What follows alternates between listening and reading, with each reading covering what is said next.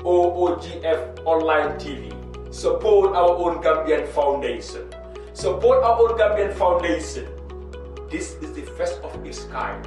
Support our own Gambian Foundation is standing on 4 important philosophies. That is to empower, to motivate, to inspire, and of course, to lift the younger generation of the Gambian society. We are delving deeper into social norms, cultural heritage, and of course, problems affecting our cultures, norms and values. I am going to be your host on the Influencers Program. The Influencers Program will bring young influential people in this country that are eloquent, have experience, and have been inspiring the younger generation. If you have been wondering a platform where you can utilize your talent, if you have been wondering a place where your voice can be heard, Support our own Gambian Foundation has come to utilize our cultures in the right track. They are the rediscovery of cultural norms, values, and customs. Please join me every Tuesday on SOOGF Online TV. Support our own Gambian Foundation. Of the Influencers Program, and of course, I am your host Abdou Komma, and this program is brought to you by SOOGF Online TV. Support our own Gambian Foundation, and with me here today, of course, is a aspiring lab scientist, Mariama Bajo, of course, a lab technician working for, of course, Edward Francis Small Teaching Hospital. Mariama, it's a pleasure having you, and thank you so much for honoring our invitation. So please tell the wonderful viewers who is Mariama Bajo. Of course, Nimu SOGF Online TV. If this is your first time of watching us, please hit the go and subscribe to our YouTube channel, and of course, follow us on Facebook. Mariama, thank you so much for honoring our invitation. Please. Tell the wonderful viewers who is Mariama Bajo, aspiring lab technician. Thank you so much for the invitation. And I'm honored to be welcome to this platform. Okay. And I'm really happy to share with my fellow Gambians and people living abroad about my journey in my career. As you said, I am Mariama Bajo, a laboratory technician working at the Edward Francis Small Teaching Hospital, doing my BSc in Medical Laboratory Sciences at the American University. Yeah. Amazing. There is a wonderful, of course, description of Mariama Bajo. Mariama, thank you so much. Okay. Please now, in the discussion, you're going to sign, because like Molia Fonyami, support our government foundation, is standing on 4 important philosophies. That is to inspire, to empower, to uplift, and of course to motivate. So Akumaya Batale, Madam, please, after Jiberla Kendole, because you speak in English language, which is a modern language. So please, after Jiberla Kendole, Jumalo Mariama Bajoti, and Ekamuneke, what is your career, of course? Abaraka Bajo, Abdu, Italo Mariama de Pola, Supiano, Mariama Bajo. Le loko la Edward Francis Small Teaching Hospital, banko la lopitaan bame ita referral be samba dame mu lab technician already, then BSc le kekan karan tu ko do mole kekan American University abe ba de lab do ko la. Okay, barka bake Mariama. Mariama ko abe do ko la at Edward Francis Small Teaching Hospital. Mariama, that really is massive. Somebody may alonko is working at the healthcare service as a woman. That is remarkable, and we must always embrace and cherish people like you. Okay, Mariama, ila in doko as a lab scientist or as an aspiring lab scientist. Yadamata, what time le? At what time, at what age do you start of really dreaming of being a lab scientist? Doko when ngadamuta in 2013. 13. Okay.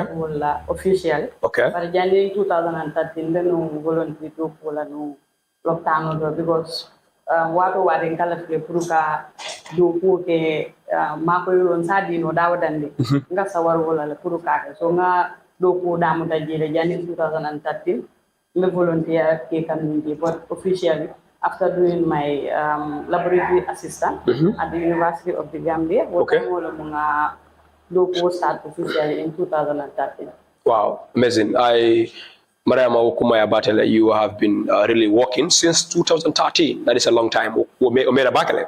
So, which means that you have a very great understanding. You understand. You understand Bakale. Of course, that comes as a result of course, a commitment and love you have for the job. Yeah. Good, Mariama. Okay. What inspire you in the field of a lab technician or an aspiring lab scientist? Muni motivate. Oh, because najele ku mo jamal bije aka kolya le buru ya along wale tombondir ke laptaka do ko ngeni karawba parente birin bindi laptaka ke no sole no so me no sia dien binye wato ware ngala le pour ka mol ma koy ni nga mol je mantoro ko non kala le pour ka mol ma koy so nata joko o ma koy rabe so no yala mulu nyame wala mu pour nga do ko ke loptano kadon kata loptano to den kam monjile kata batari je nyame so ngajelo ko ni nga loptano do kote me ma koy ro ke dale ko la ma koy ro di la mulla nyame so birin dindi ko benna hakilo to dum kita wat men na fana nga no single apply pour kake bari man na woto soto na do tar loptano do fo birin university ni assistant program on start in medical laboratory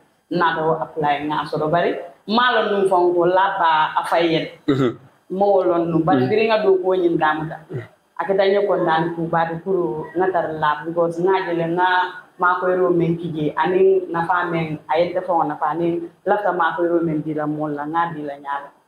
Oh wow, that is really interesting. Okumaya Batale, you see Mariama in the field of in the lab, because even me, that's what I'm pursuing right now in the University of the Gambia. It's part of my goals to be a lab technician, of course, but in the field of research. So, okay, Mariama was very interesting and very impactful. You see in the Gambian society, of course, Musola engagement in the field of healthcare service now is getting very random. You understand? Because the reason why Monaka and Molka engage in the field of healthcare service, so the call of duty has arisen. So you need to really have a global line of action. So what are some of the predicaments? What are some of the challenges? As a lab scientist. Now, as far as the lab scientist vision is concerned. Ko ni dunia kono kolya ko kata jele bari kolya ni fana tarta ye nyaawo nyanda to te mari la amoni la fo do ko ni ibe do ko dunia kono ni la fo bije kolya ko ni fa ibuka ya suti la okay angale ka fo me passion ni passion so be la do ko e ka kulle ke men yalo fa ko molte illa la fo be men kala so pour ye challenge so doje wala mandoro ko so doje labon o mandoro ko fa e kakete ne ko karandil dula instead of ay ke mande mandoro tite akake ko le me yalo ko ka karam ti ha karon to la do ko jama biye ndebe dindi wala labo do jama biye ke la yelo leta ya ke kabul ko na yana tina so jama biye ba man le kana so wati jama biye ini sasa to nyin fongol bu kay nyoje so ite kela yelo le do wala na wati ngatula fula ko mu fanna jata tende ala fanna bunda de men yalon ko nga jara do ken na sasa to ko we always work on our patients in their absence because we always work with samples. That is interesting. You work in the patient you work with patients in their absence. Wow. Yeah, it's interesting if you don't understand. Exactly. Nga do ko ke na sasa to ko mal. Ila yelo wala fengol mel bote bale ko le tay natina ntol ya do ko. So membe te la do ko le ta talon na. Abota na mem fana ya jama bi ta bu kalo. bara tute mari la fole la do ko yi pour ye ila do ko ka nyama so ni la fo be do ko e ka kele man tora ku biye e ke mu yow kanne eta se menke no pour do ko ta nyaado e ko fanan ke ka be la fo wala biye so wa kuma ya ta ba kele pour loptane do kula ni fa era pour ka do ko ke loptano ila la fo tarje ni la fo man tarje ila do ko nyinga ka manke. Okay. Okuma, maybe still now I would have to throw some lights there. Okay. Mantoro Koni, what are some of those Mantoro Koni? Because like Yafojan outline, ko atel ka dogo ke alla pesenole, alla sasatole, right? So patients sometimes they of course indicate challenges to you people. Malayalam ko atel ke dema. So what side of the challenges in the side of the patients? Alkamu kole akulu sotoje. Not only in the side of the patient, but generally, because the criticism from society, the lack of equipments, the challenges from the patients, their lack of impatience, because because of alcohol, how to control these people. So all those are problems, right? So I think, can you please elaborate some of those problems, please? Sasatul natina wala hani sasatul fon digo sasatul nata da fa sasata alon ko ala hadamadiya do mangita balal tan ite membe ajara la wala be temen tar la loptano to itele ni hakilo nyanda tala yalon ina ma be ta nyame kadu jama bije isi molje yelo natina na do budulato bay yelo katar kabolo kono isi mari to sabe kabo bala anen kayto nyimbala tan jama bi ni ite kayto ta e nyanta mari nyine kalale amari to do ni ayen ka oke o pour isalo fo amari la sasa do yole la yelo diala wala imang mistake kayto bal kala kuma ta ba ke lab kuma ta jaralu la karola ni dara loptano do ni docteur ye wala no so ye janni balo ne be jara la nyame wala be sila juma la dara pour que de jara alon ko foye sambal lab ye kisidol ke pour kalon même muy de la sasati isa ye salon be sila juma la dara ni be jara la nyame so jama ye ni mo nyinin ka wala comme ite la sasati wa todo amari si ijabi kam fato ko na ko fo iman karang imalo to juma de safiri ngabal andong jama wadol biye ni teyo mari nyini kay inata afwa mari nyini annam be nyini kaga dol biye asata dinata mari la sasa to mu ay satle asata kay to bala omar le biye sa yalo nimme mbo nyama nata ko omar le mun dala ay satle mun na sasa to sa nim omar le kay to nyimbal imari te wodo kuno ka be malo fo miste bo keta tele la karola bam wala me ya biya ka wadol biye ni do kula fanal be do kula tata to tiate kunna ano solemba docteur lemba isi piu nole ye todo sa fe kayto bale manyana men sa ata de lafta men to sa fe laji imo ki wo ko ya ku si falka sotole okay wow interesting wado bi kan o fana wado ye mosina ay kan o fo language barrier okay sa ni ikaye ma moy amari sami le ko fo malla ti kan o le fo aya tare amanke woti ni man kan o do moy italo ne na mari be diamo le nyame barasi asifa askeno mositari je isi menyini kana e kan moy asikanna soro kal tema ni wote fana isa jube iba mari itabe safiro kala nyame ya murundi docteur Roma wala no so nyima ya fa ila taka nyine ka ni wo ma jabi me baje la ba fana ba safiro la ya so interesting meaning the language also is a problem, language barrier. Not because most of the patients in our Gambian society, Gambians, most of our population are illiterate. So meaning language is a big problem. So it's very important for a healthcare personnel to be patient, to be tolerant, to be accommodating, to be passionate, and of course to be committed in what he or she does. So those are very big challenges. So when you talk about Allah Doku Allah is diverse as a lab scientist, there are different disciplines there. Understand? Like for you collect samples, hematology. So allowing blood sample, like how do you collect? And like to for diagnosis is important. You cannot prescribe medication for any person. You might diagnose, right? So people tend to misinterpret or misunderstood that. They come out sometimes in societies. If I'm a Kenya, you know, instead to go to a lab, because you have what you call urine analysis in the lab, you know, you get to understand what really is affecting this individual, right? So is it advisable for somebody, may along come diagnosed, kata a particular clinic or a pharmacy to look for medications? Yamara wo is advisable. Pour more me along ko ka odo ka ken man kende ya kam ko le kandemi instead pour le panoto ya ji mo ne bela e ko longata at the pharmacies. You know, I always say this, this so-called clinics and so-called pharmacies, everybody just jump and open a clinic. Sometimes people use our health as a way of earning money. Understand? So do you think those are advisable things? Kamara wo nyanda kala mo ya marala nena mo ya marala ndu de mo ya marala la kana buru ye wuli do ni iman kende ya dula me yanda kala di wala mu jara kende ya bundal andu jara kende ya bundal siyata pharmacie me mo nyaaye e ka yelele puru ni mari dara loktano do ni buru safe yeta je na buru ni mata loktano do yeta je ye buru ni sa andu pharmacie ko nyanta yele la nyama ko ni aketa ya yela nyama ya ka nyama ibula da sartol noma borol bi yele men ya lon ko ni imari man kay to bonni na loktano wala docteur ya sain imanya no boro wa la mari borol bi yele men ya lon ko si san no na ta kay ta je so wala na mo mondi ya maro men kuma da ni sa sara doron inyanta kata loktano reto docteur ye na ye ni ate lafta pour ka kay to men sa fe pour eta teske aba fole ni ta lab yake nin labo ni ngaman tar je fana isa fo e fana ita yake banda bare pour ka wuli doro yeta boro san yami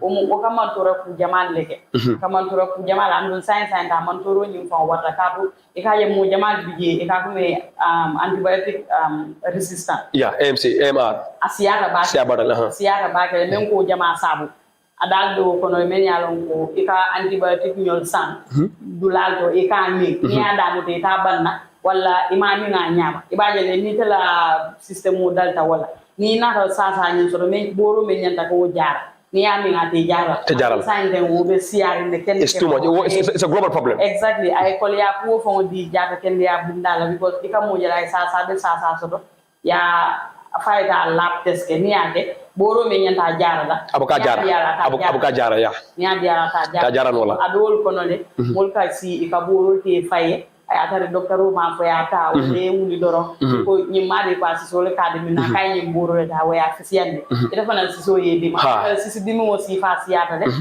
men ya si di mo nyin sabo asi fa si ata so men ko la mo le wala mo ko ni mo man di yaram ko man ken de nyanta kala loktano le docteur ye na ye atare ba lo ne nyanta test men kala atare ba lo ne nyanta boro mental ba ye le si fam ma koy men fanal be ibulo dunne ko ni saka de so wol fanal ma ko wow amazing I think the point men kuma maja wolong AMR and the microbial resistance is a global problem. So if you also blame people in the society, they will blame melanko they are societal fanala.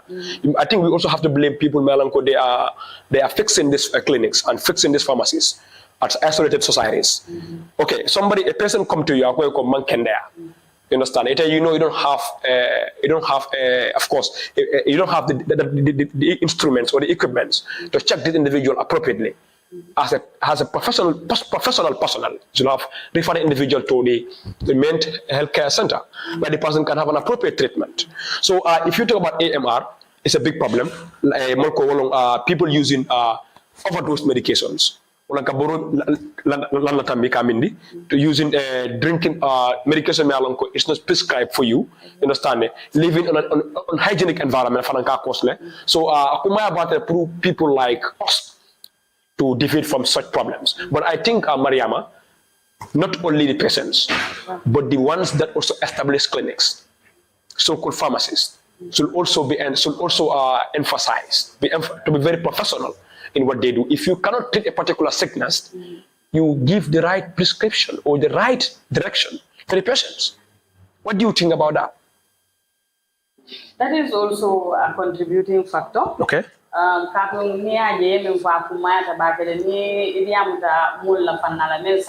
ni mo sasa amantara fambulu hakilo ka menje ya nimu jara la dame be jara no la nyaadile ha modol fanal biye ka ko ni dara loptani balto mollel ka siya wala yak na bara nyaawo nyande nim docteur yi jije wala be ke fon ma koy la ay mol fanal ma koy abi tata nada halama dimo ibe ko ko ningela ni ala nya silan a muslim wa christian wa wala mo ndi lata menna ya lon ko ite ni mariye sa ta men soto wala nyanta testament kala ado ajora ngote bulu wala mote bulu men sa keno o to de mari ni ala de tema ko nyanta fala mari na ka tije bari de fawni ala tema ya lon ko ajora ngote bulu amote bulu be nyanda kake ye kay ko sa ta mari wala bor di ala manyana men minna yo mal kiyama ni itade na mari be kiti na be kitlale anon ko fo nka fu nyol na den lokani do pula ni mol nyanda hakilo la bakale men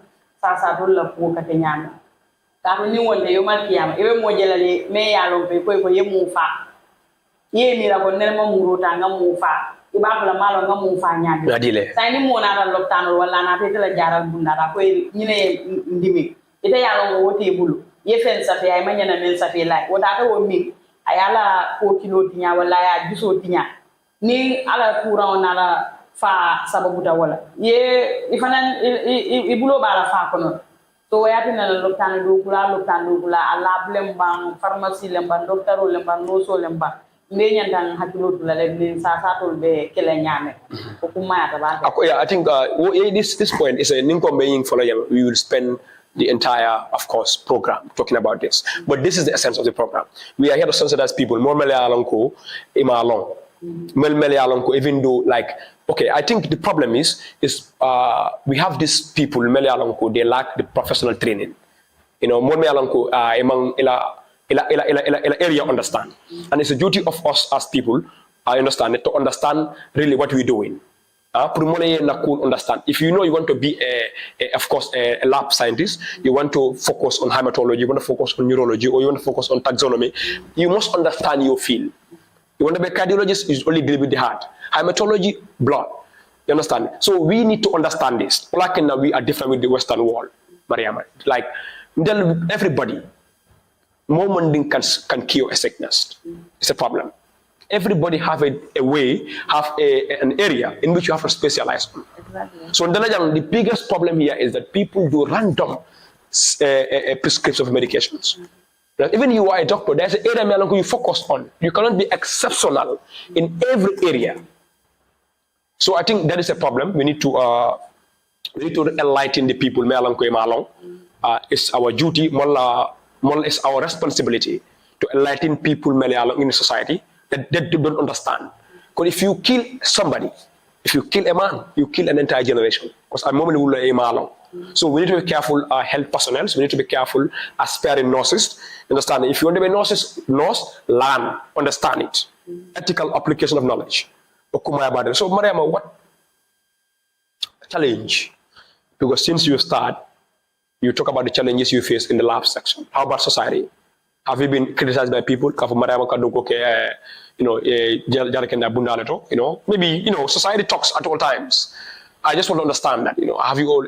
You come on a lifeless save. You are saving people's life, but there are people they will still talk about the negativity. Have you experienced that? Of course, yes. I've experienced it, and I believe that so many of my colleagues are also experiencing it, especially the ladies, because personally, the challenge I have with the society is not everyone, but some people.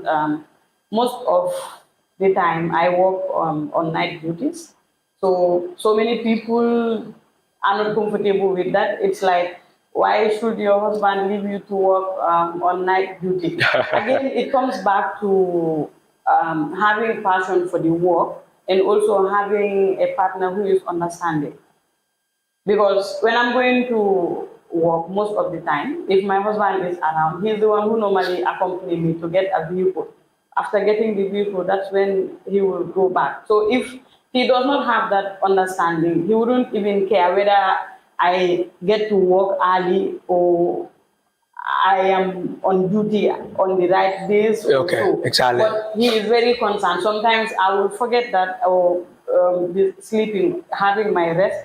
He will be the one to wake me and say, it's time for you to go to work. Wow. So it's very, very important for one to have a partner that is understanding. And what the society do not understand is being a woman cannot stop you from achieving your dream. Because at the end of the day, it's healthcare. No one knows when exactly a sickness will come your way. So if we say that, okay, somebody is a woman, so the person should not go to work on night duties and all that. How will the patients be in the hospital? How about if you have a particular department that is only women or the majority is women working in that particular department? If people say that, okay, women should not go on the night duty and all that, who will take care of the patient? Yeah, no, it doesn't make sense. Everywhere in the world, if you are working in the health sector, you should be ready to work on any duty and also at any time. So it still comes back to having passion for the work. If you have passion for the work, whenever they call you, if you are well and okay, sound, you will be ready to deliver the service. So the society should understand that when people are working or a particular work, it's not meant or like the work is in a sense, you were saying men should allow their women to work. Yes, because my colleagues, some of them have that challenge. Some of them might even quit. Exactly. Or even even their parents. Their parents, okay. They are not yet because they think maybe if we are working at night, it's not society just working in night. Yeah. It's not for somebody civilized. No, that. in the night in general, Exactly. Delcata is like indiscipline. Exactly. Because mostly but now it's a different perspective. Exactly. It can come as a result of enlightenment. Yeah. You sit down with your parents.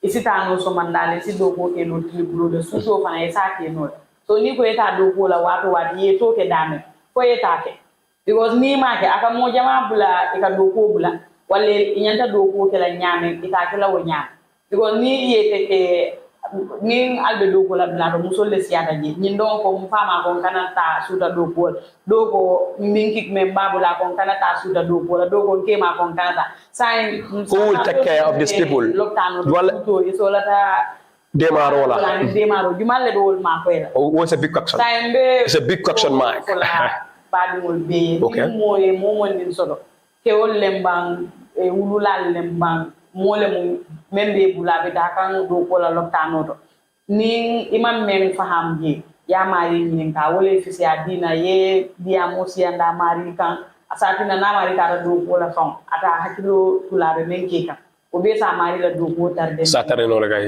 exactly so like quand même fo mo ndaka muso ndaka kyoso de me alonko is supportive aya understand ay bala fa sotay because ni ko le muso de dogo kala in isuto meaning you lack sympathy for other people not that you are critical thing ke mira back ele muso kada mo le de mala fanoto and remember if you fall sick muso man tare sa ita muso me ala kana dogo la the same woman will be the trick at the hospital so to me it's all come at the result of empathy exactly balafani and understanding so good madam that's an important book kuma badal so kuran jamale be me alanko ay gamelo batandi bake what disease is prevalent and is disturbing, is prominent, and is disturbing the affairs and atmosphere of the government society. When you think about my battle, you mean you think about Sasa Jumala the government botanical as people. Ni ko go fola. Ni iman kisi do kala ista Sasa do fo. Memang ke wati. Mem fola ba na fola. Be do kola dimon la lable. Saka men bidé sainte be yalon ka de no batandika no ay defo sula ay mo jamal sula wala musikul sel wala musikul sel sasa le me yalon ko e ka fole ko kulu kono sasa lo bari mi aju be kende ka man ke kulot aka kulol le batandi bari yelo sasa lo ka to sasa nya ka to yelo lo ko bar hanin ka bi mol la faham roman futaje ba ke do bari sasa le me yalon ka ta yelo lo kono andum ika kital It's genetics. Okay. It's genetics. Okay. Mota sotola, iba mare ba sotola, ifama wale mu flul be ya soto sinya kini wala kilimo ya soto. So it's not contagious. No. Okay. Sasa le me ya lonko. Hani kabi mulla fahamu da sata sasa nyina ko la ba. Okay. Ko be ke kan me ya tinandi na mulla ta puru sate woni mulsi la fahamu si fanu. Sasa nyina karola ka do puru sasa nyi tala. Même kumata wala mo nim mo flol pareta pour ka futu ibe nyante la yelo jube la ya ila genotype movement genotypes kan bari salon yele sifa nyaadi de bela o be mari ma ko la pour salon altel mo flo na futuda al dingol be kala sickle cell patient wala compatible ite sickle cell sotola so ning al taral loptano ga al yetes ningte al betes kala dame al zo mari minin ka ya explainer wala isadi docteur wala wala telata momen na me yalon ko yala ka mari sa la famo la fahamro fanundi je go sa sale malo mul batande kan plan nyaw mo jamal bije ibuka lon ko sa sa ni ne be dindimola sa ko melbe na santo sato ibuka lon ko sa sa ni ne be dindimola ibaje si amira sasa do je tar dingi wo sambala murol ya ibe jaral dol ke la sa tare amanke woti ila lon ko sikul sele be dindo nyina wakatari abala advanced stage wala atu wotu mo sa tara e tinyaro jamaate. Wow, amazing. Mariama, I'm afraid that our time is really getting very short and we're coming close to the epilogue of this wonderful program. So please tell us, what advice do you have for aspiring young lab scientists? They come in and they want to be like Mariama Bajo and they want to come and contribute to the government society and, of course, the overall health at large. They want to be like Mariama Bajo as a lab scientist. Science science lab kamin kala ko ilata kala docteur to wale ilata kala no so da fana ma fan sum karan wale di ikamen ke university to atara ko PhD andonga PhD jamal so de science bel ba keka so ninne mo science do di mari ilata kake lab e be concentrate le science course nyol leka ya akata fo yela chemistry science ni course do so ka do science même ko mayata University of the Gambia science karan ni damata de university so mel la kake fana. Amazing, amazing. Thank you so much, Mariama. This will come to the epilogue of this wonderful program. This is the Influencers Program. I am your host, Abdou Komma. Thank you so much, Mariama, for joining us. See you some other time. Welcome to SOOGF Online TV. Support our own Gambian Foundation. Support our own Gambian Foundation. This is the first of its kind. Support our own Gambian Foundation is standing on 4 important philosophies.